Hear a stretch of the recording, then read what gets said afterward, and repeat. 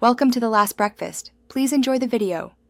You start by confirming the active OneDrive account and available storage so files have room to sync.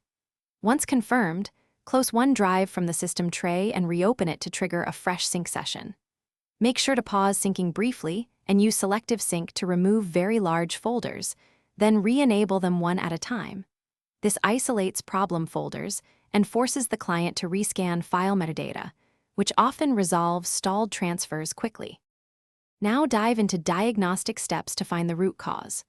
Open OneDrive settings and inspect each folder's sync icon to spot conflicts or files marked with errors.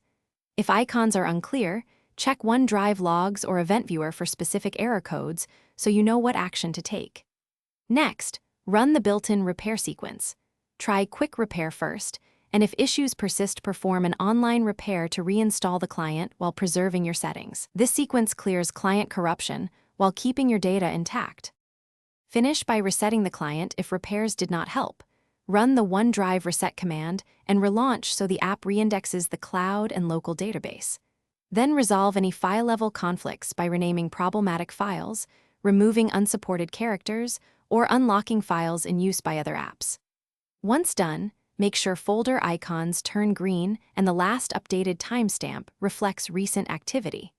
Troubleshooting tip: if a persistent error code appears, note it and search for that exact code when contacting support. Thanks for watching. If this was helpful, leave a like and consider subscribing. See you next time.